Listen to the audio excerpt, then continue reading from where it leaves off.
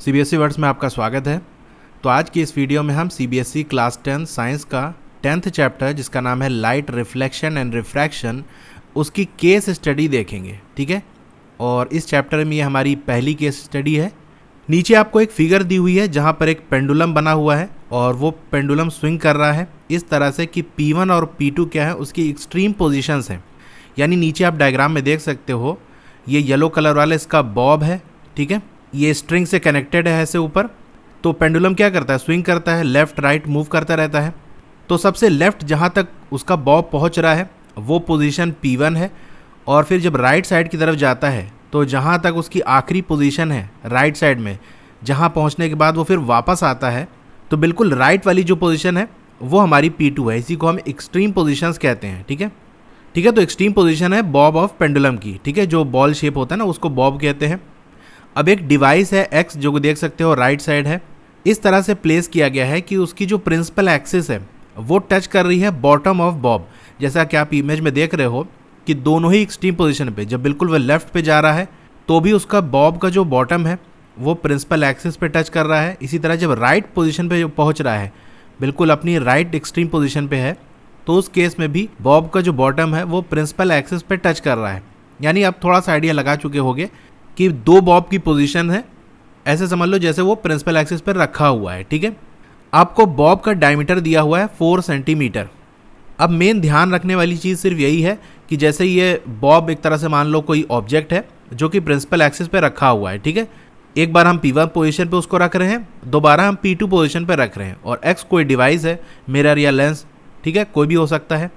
तो अब क्वेश्चन देखते हैं कि हमसे इसमें पूछ क्या रहा है।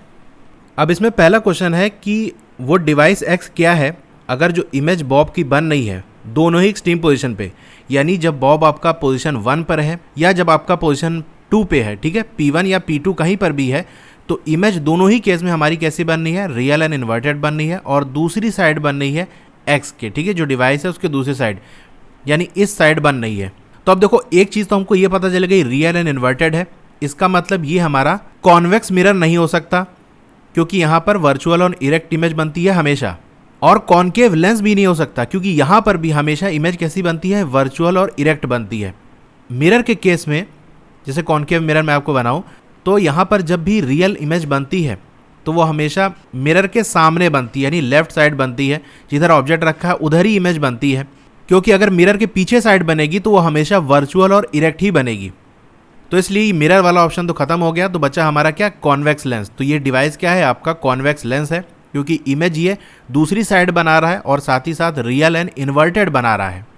अब याद करो कैसे इमेज बनती थी। जैसे ये मैं बना लेता हूँ कॉन्वेक्स लेंस, ऐसे ही हमारी प्रिंसिपल एक्सिस है, जैसे ऑब्जेक्ट हमारा यहाँ रखा हुआ है, तो यहाँ से लाइट रह गई और ऐसे पास हो जाएगी, ये फोकस है लगभग, और यहाँ ऑप्टिकल सेंटर से जो जाएगी वो यहाँ से पास हो जाएगी, ये यहाँ पर कहीं मिलेगी। तो इमेज हमारी कैसे बनेगी, एक तो रियल बन रही है और इन्वर्टेड बन रही है, यानी उल्टी बन रही है, और दूसरे साइड बन रही है। ठीक है, तो ऐसे बनाकर भी आप चेक कर सकते हो। अब सेकंड क्वेश्चन है कि डिवाइस X को हम कहाँ यूज़ करते हैं। यानी बेसिकली आपसे पूछ रहा है कि ये जो कॉन्वेक्स लेंस है इसका यूज़ हम कहाँ करते हैं। तो कॉन्वेक्स लेंस का हम इस्तेमाल वहाँ करते हैं जहाँ किसी भी ऑब्जेक्ट की इमेज को हमको और बड़ा करके देखना होता है। तो इसलिए इसका ए वाला ऑप्शन सही होगा टेलीस्कोप के केस में, क्योंकि वहाँ पर जो स्टार्स हैं बहुत दूर हैं, जो वैसे हमको दिखाई नहीं पड़ रहे हैं, या प्लैनेट्स हैं जो हम वैसे नहीं देख सकते, तो हम टेलीस्कोप की मदद से देखते हैं ताकि वो जो इमेज है हमको और बड़ी दिखे, जिससे हम उसे देख सकें। बाकी आपका जो स्पाई होल होता है डोर के अंदर, वो क्या करता है, जैसे दरवाजे में छोटा सा जो लेंस लगा रहता है जिससे आप झांक के देख सकते हो कि बाहर कौन खड़ा है, तो वहाँ क्या होता है कि बड़े ऑब्जेक्ट की इमेज छोटा करके दिखाता है आपको। तो यहाँ पर आपका कॉनकेव लेंस यूज़ होता है। टॉर्चेस की बात करें तो ये कहाँ यूज़ होता है, आपका कॉनकेव मिरर के केस में यूज़ होता है, और रियर व्यू मिरर जो व्हीकल्स के अंदर लगा होता है वो आपका कॉन्वेक्स मिरर। ठीक है, तो ये सारे यूजेस मैंने बता दिए। अब आगे देखते हैं। क्वेश्चन नंबर 3 में ये कह रहा है कि अगर X हमारा कॉनकेव लेंस है, हमने ऊपर निकाला था वो क्या था, चेक किया था, तो हमारा वो कॉन्वेक्स लेंस है। लिंक कह रहा है अगर मान लो कि वो कॉनकेव लेंस है तो इमेज का नेचर क्या होगा जब बॉब पोजीशन 1 पे है और पोजीशन 2 पे है। ठीक है, दोनों पोजीशन का आपको बताना है। तो भाई कॉनकेव लेंस में कहीं पर भी आप ऑब्जेक्ट रख लो, हमेशा ये वर्चुअल और इरेक्ट ही बनेगा। तो दोनों ही केस में कहीं पर भी रखो, P1 पे हो चाहे P2 पे हो, तो इसका ये सी वाला ऑप्शन सही होगा। ठीक है, P1 पे भी वर्चुअल और इरेक्ट और P2 पे भी वर्चुअल और इरेक्ट बनेगी। क्वेश्चन नंबर 4 की बात करें, यहाँ पर आपसे कह रहा है कि मैग्निफिकेशन बॉब का P1 और P2 पोजीशन पर क्या है, M1 और M2 रिस्पेक्टिवली। यानी जब बॉब आपका P1 पोजीशन पे है उस समय जो मैग्निफिकेशन है वो आपका M1 है, और जब आपका बॉब P2 पोजीशन पे पहुँच रहा है उस समय जो मैग्निफिकेशन है, यानी जब P2 पोजीशन पे पहुँचेगा तो उस केस में भी कुछ इमेज बना रहा होगा, तो उस इमेज की हाइट और ऑब्जेक्ट की हाइट का जो रेशियो होगा वही हमारा मैग्निफिकेशन होगा। तो उस केस में जो मैग्निफिकेशन निकल के आ रहा है वो हमारा M2 है। आपको बताना है कि मैक्सिमम वैल्यू M2/M1 की कब होगी, यानी P1 और P2 कौन सी पोजीशन होगी जहां पर M2/M1 का रेशियो ज़्यादा आएगा। अब देखो हमको निकालना है कि M2/M1 ये मैक्सिमम कब होगा। तो मैक्सिमम तब होगा जब M2 की वैल्यू ज़्यादा से ज़्यादा होगी और M1 की वैल्यू कम से कम होगी। जैसे मैं एग्जांपल से बताऊं कि हम मान लेते हैं कि M2 की वैल्यू 8 है और M1 की वैल्यू 4 है, तो उसका रेशियो क्या आएगा, 2 आएगा। अगर M2 को हम और बढ़ा दें, मान लो हम इसको 12 कर दिए, M1 हमारा कांस्टेंट है 4 ही रखे हैं, तो अब क्या हो जाएगी, इस रेशियो की वैल्यू बढ़ जाएगी, M2/M1 की वैल्यू क्या हो जाएगी, अब 3 हो जाएगी। अब चलिए दूसरी वैल्यू ले लेते हैं, यानी हम इस बार क्या करेंगे, न्यूमरेटर की वैल्यू को चेंज नहीं कर रहे हैं, जो 8 था हम 8 ही रखते हैं और डिनोमिनेटर की वैल्यू को और घटा देंगे, कम कर देंगे। तो मान लो 4 था हमारा, हम 2 कर देते हैं, तो मैग्निफिकेशन कितना हो जाएगा, 4 हो जाएगा। कहने का मतलब ये है कि ऊपर वैल्यू हम बढ़ा रहे हैं तो रेशियो की वैल्यू बढ़ रही है, और नीचे की वैल्यू हम घटा रहे हैं तो भी रेशियो की वैल्यू बढ़ रही है। ठीक है, दोनों केस में देख रहे हो, 2 से 3 हो गया, 2 से 4 हो गया।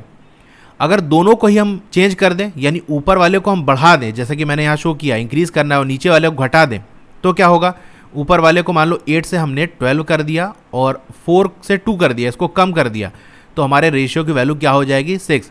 यानी अब आप ये चीज़ समझ गए होंगे कि M2 की वैल्यू हमारी ज़्यादा से ज़्यादा होनी चाहिए, ऐसी जगह ऑब्जेक्ट हो, और M1 की वैल्यू कम से कम होनी चाहिए। यानी M2 की जो वैल्यू है, यानी मैग्निफिकेशन एट पोजीशन 2, वो ज़्यादा तब होगी जब इमेज की जो साइज़ है वो ज़्यादा होगा। तो अब चलिए पहले M2 के लिए P2 वाली पोजीशन हम चेक करते हैं। तो जब कोई object beyond centre of curvature रखा होता है कॉन्वेक्स लेंस के, तो उस केस में इमेज कैसी बनती है, डिमिनिश बनती है, छोटी बनती है। तो उस केस में तो M2 की वैल्यू कम हो जाएगी। तो भाई ये ऑप्शन तो हो नहीं सकता, इसकी वैल्यू तो ज़्यादा होनी चाहिए। बी वाला ऑप्शन चेक करते हैं कि P2 पोजीशन क्या है, between focus and centre of curvature. तो इस केस में इमेज बड़ी बनती है, चलो ये बात तो सही है, इन लार्ज बनती है। अब पोजीशन 1 चेक कर लेते हैं। पोजीशन 1 पे जो बॉब है वो कहाँ पर है, फोकस पे है। अब फोकस पे होता है तो इमेज कैसी बनती है, हाईली इनलार्ज बनती है। और हमें क्या चाहिए कि P2 पे जो इमेज बने वो छोटी बने, जिससे हमारा जो मैग्निफिकेशन है वो कम से कम हो। लेकिन यहाँ तो P2 वाली पोजीशन से भी ज़्यादा बढ़ गया। यानी मान लो अगर P2 पोजीशन पे मैग्निफिकेशन की वैल्यू 2 आ रही है, तो यहाँ पर आपकी 4 आ जाएगी। इस केस में जो आपका M2/M1 होगा वो क्या हो जाएगा, 2/4 यानी 1/2 हो जाएगा। तो उसका रेशियो तो काफ़ी कम हो गया। हम चाहते हैं कि M2 की वैल्यू ज़्यादा हो और M1 की कम से कम हो। अब चलिए सी वाला ऑप्शन चेक कर लेते हैं। P2 क्या है, फोकस पे है। फोकस पे होती है तो इमेज कैसी बनती है, हाईली इनलार्ज बनती है, यानी बहुत बड़ी बनती है। तो भाई ये बात तो सही हो गई। चलो M2 इससे हमारा ज़्यादा आएगा, क्योंकि जितनी बड़ी इमेज हमारी बनेगी उतना ही मैग्निफिकेशन ज़्यादा होगा। P1 क्या है, बियॉन्ड सेंटर ऑफ कर्वेचर। इस केस में इमेज कैसी बनेगी, डिमिनिश बनेगी, यानी छोटी बनेगी। ठीक है, तो चलिए हमारा सी वाला तो ठीक लग रहा है। अब डी वाला एक बार हम चेक कर लेते हैं। तो P2 पोजीशन हमारी क्या है, एट इन्फिनिटी, और इन्फिनिटी पे जो इमेज बनेगी वो हाईली डिमिनिश बनेगी। तो भाई हमारा डी वाला ऑप्शन नहीं होगा, तो हमारा ये सी वाला ऑप्शन सही होगा। क्योंकि जब बॉब आपका P2 पोजीशन पे होगा उस समय जो इमेज बनेगी वो हाईली इनलार्ज बनेगी, और जब P1 पोजीशन पे होगा तो इमेज हमारी डिमिनिश बनेगी। यानी P2 पोजीशन पे जो मैग्निफिकेशन होगा उसकी वैल्यू काफ़ी ज़्यादा होगी, और P1 पोजीशन पे जो मैग्निफिकेशन होगा उसकी वैल्यू काफ़ी कम होगी। तो इसलिए M2/M1 का जो रेशियो होगा इस केस में बाकी सारे ऑप्शन से हम कंपेयर करें तो इसमें मैक्सिमम होगा। ठीक है, तो सी वाला ऑप्शन इसका सही होगा। क्वेश्चन नंबर 5 है, distance of position P1 of Bob. यानी बॉब जब पोजीशन 1 पे है तो उस समय जो डिवाइस X है उससे इसकी दूरी 30 सेंटीमीटर है, और हमको साइज़ दिया है, रियल इमेज बना रहा है। तो उस रियल इमेज का जो साइज़ है वो 8 सेंटीमीटर दिया हुआ है। कह रहा है कि अगर डिवाइस X आपका मिरर है तो उसकी फोकल लेंथ आपको बतानी है, अदरवाइज आपको पावर ऑफ लेंस बतानी है। यानी अगर मिरर नहीं है तब आपको लेंस की पावर बतानी है। तो ये चीज़ तो हम पहले ही निकाल चुके थे कि ये क्या है, आपका कॉन्वेक्स लेंस है। तो हम लेंस के हिसाब से क्वेश्चन को सॉल्व करेंगे। पहले हम वैल्यूज़ लिख लेते हैं कि हमको क्या दिया हुआ है। ऑब्जेक्ट डिस्टेंस हमको दी हुई है कितना, 30 सेंटीमीटर, ठीक है। ऑब्जेक्ट हमारा लेफ्ट साइड रखा होता है और लेफ्ट साइड जो हम डिस्टेंस मेजर करते हैं वो निगेटिव होती है, तो -30 हमारा ये हो जाएगा। और हमको इमेज हाइट दी हुई है, ठीक है, यानी h डैश दिया हुआ है कितना, 8 सेंटीमीटर। इसका साइन पॉजिटिव होगा या निगेटिव, तो देखो रियल इमेज बन रही है। तो रियल के साथ हमेशा क्या होता है, इन्वर्टेड चलता है, यानी अगर रियल बनेगी तो इमेज इन्वर्टेड बनेगी, यानी उल्टी बनेगी। और जो भी डिस्टेंस हम नीचे की तरफ मेज़र करते हैं वो हमारी निगेटिव होती है, ठीक है। साइन कन्वेंशन में आपने पढ़ा होगा। तो एच डैश की वैल्यू भी -8 सेंटीमीटर हो जाएगा। हमको स्टार्टिंग में जो पैराग्राफ था वहाँ पर बॉब का साइज़ दिया हुआ था, यानी उसका डायमीटर कितना है। तो भाई कोई गोल सा ऑब्जेक्ट है सर्कुलर, तो उसमें तो मेन डायमीटर ही होता है। तो ऐसे डायमीटर मेज़र करेंगे तो यही उसकी हाइट हो जाएगी, ठीक है। यही उसकी वेट, तो उसकी लेंथ, हाइट सब कुछ यही होती है। तो हाइट ऑफ ऑब्जेक्ट हमको दिया हुआ है, ये सीधा रखा हुआ है, तो इसकी हमको क्या दिया था, 4 सेंटीमीटर। तो ये वैल्यू हमको पता चल गई। अब हमको लेंस की पावर निकालनी है। पावर के लिए हमें फोकल लेंथ पता होनी चाहिए। तो फोकल लेंथ हम कैसे निकालेंगे, उसके लिए हमको लेंस फॉर्मूला लगाना पड़ेगा, लेकिन उसके लिए हमको v की वैल्यू पता होनी चाहिए कि इमेज कितनी दूर बन रही है। तो यहाँ पर डायरेक्ट दिया नहीं हुआ है, तो हम मैग्नीफिकेशन पहले निकालेंगे। मैग्नीफिकेशन ऑफ लेंस क्या होता है, h dash by h। h dash हमारा -8/4, ये हो जाएगा -2, ठीक है। मैग्नीफिकेशन की वैल्यू हमारी -2 आ गई। और मैग्नीफिकेशन का दूसरा फॉर्मूला भी होता है लेंस के लिए, वो होता है v/u, ठीक है। तो v हमको निकालना है, यानी m और u को मल्टीप्लाई कर देंगे। m हमारा -2 है और u हमारा -30 है। माइनस माइनस तो प्लस हो जाएगा। v की वैल्यू हमारी 60 सेंटीमीटर आ जाएगी, ठीक है। तो v पता चल गया। अब लेंस फॉर्मूला लगा देंगे हम, 1/f equals 1/v minus 1/u, ठीक है। 1/v यानी 1/60 और माइनस, और u हमारा देखो निगेटिव है, तो ये माइनस माइनस प्लस हो जाएगा, 1/30 हो जाएगा। यहाँ से एलसीएम लेंगे, 1 + 32 ये हो जाएगा, यानी 3/60। सॉल्व करेंगे, 3 2 यानी 1/20। तो फोकस की वैल्यू क्या आ जाएगी, 20 सेंटीमीटर, ठीक है। अब पावर का फॉर्मूला क्या होता है, 1/f होता है, लेकिन f की वैल्यू हम कैसे पुट करेंगे, मीटर में पुट करेंगे। और यहाँ पर हमको देखो सेंटीमीटर में दिया हुआ है, 1 मीटर में हमारा 100 सेंटीमीटर होता है। तो इसको 5 से दोनों तरफ डिवाइड कर देंगे तो हमारा क्या हो जाएगा, 1/5 मीटर इक्वल्स 20 सेंटीमीटर, यानी f की वैल्यू हमारी 1/5 मीटर आ गई। तो 1/f क्या होगा, 5 हो जाएगा, ठीक है। तो 5 डायोप्टर। तो ये क्या है, ये एक लेंस है और उसकी पावर हमारी 5 डायोप्टर है, ठीक है। तो ये थी हमारी केस स्टडी। तो इस तरह से जो भी क्वेश्चंस की वीडियो आएगी वो आपको प्लेलिस्ट से मिल जाएगी। प्लेलिस्ट का नाम है class 10th physics important questions, जिसका लिंक आपको डिस्क्रिप्शन में मिल जाएगा। तो आपको ये वीडियो कैसी लगी कमेंट करके ज़रूर बताइए। अच्छी लगी हो तो लाइक करिए, और अगर आप चैनल पर नए हैं या अभी तक चैनल को सब्सक्राइब नहीं किया है तो चैनल को सब्सक्राइब ज़रूर कर लीजिए। Okay, thank you.